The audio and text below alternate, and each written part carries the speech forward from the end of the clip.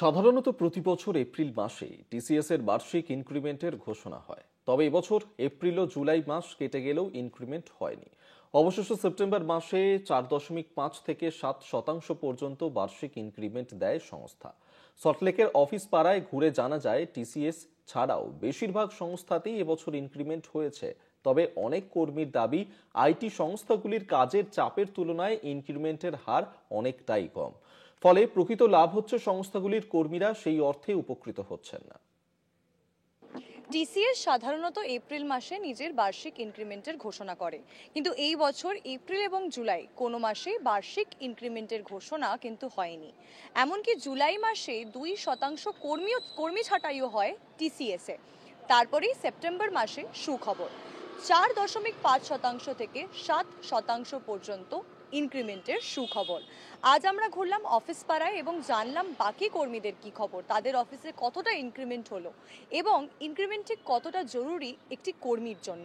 আমি কাজ করি গিলবার্কো ভিডারুড ইন্ডিয়া লিমিটেড। মোটামুটি আমাদের ইনক্রিমেন্ট 6-7 এরকম হয়েছে। যে ইনক্রিমেন্টটা দেয় সেটা কি মানে সাফিসিয়েন্ট হয় ইনক্রিমেন্ট হিসেবে? ইনক্রিমেন্ট হিসেবে অতটা কিন্তু এখন বিজনেস প্রসপারিটির উপর নির্ভর করে তো তারা করে ইনক্রিমেন্ট করে। এখন তারা যেরকম দেয় তাদের আমাদের সেটা মেনে নিতেই হবে।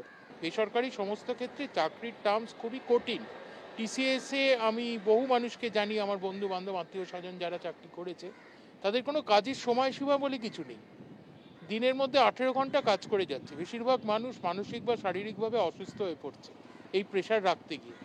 তারপরেও সে 4% ইনক্রিমেন্ট পাচ্ছে এবং তার যে কোনো সময় চাকরি চলে যাচ্ছে। উইপ্রোতে অ্যাকচুয়ালি ক্রাইটেরিয়া আছে, এখানে আমাদের একটা বেসিক ক্রাইটেরিয়া থাকে, ওইটার উপরে আমার যে পারফরমেন্সটা হয়, টু বি মেনশন, যারা লিস্ট পারফর্মার হয় তাদেরকেও একটা ইনক্রিমেন্ট দেওয়া হয়, প্লাস যারা আর কি অ্যাভারেজ টু হাই পারফরমেন্স করে তাদের পারফরমেন্সের বেসিসে আর কি একটা ক্রাইটেরিয়া সেট করা আছে, ওই হিসাবে ইনক্রিমেন্ট করা হয়। মনে হয় যে ইনক্রিমেন্ট দেওয়াটা is very important for employees mental health বলো বা পারফরমেন্সের জন্য। Do you think increment is very important?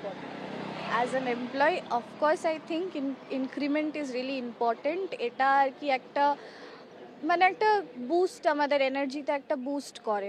Increment দিলে যদি এমপ্লয়িজদেরকে যদি ইনক্রিমেন্ট হয় তো একটা মোটিভেশন থাকে না কাজ করার, যদি পে আউটটা ভালো থাকে তো বেসিক্যালি একটা ভেতর থেকে একটা ফ্লো আসে কাজ করার, ভালো লাগে। হ্যাঁ, আমাদের ইয়ারলি ইনক্রিমেন্ট হয়েছে। It is around 5 to 6%। সেটা আমার অফিস হচ্ছে ইউটিলিটি হাব।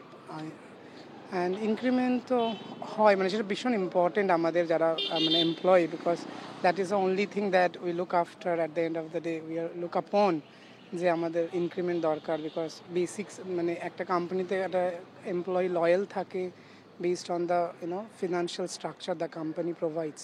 ক্যামেরায় সুবীর সরকারের সঙ্গে আমি আয়ুষী, কলকাতা টিভি। এখন এই পর্যন্তই। দেখতে থাকুন কলকাতা টিভি, রাত দিন 7 দিন।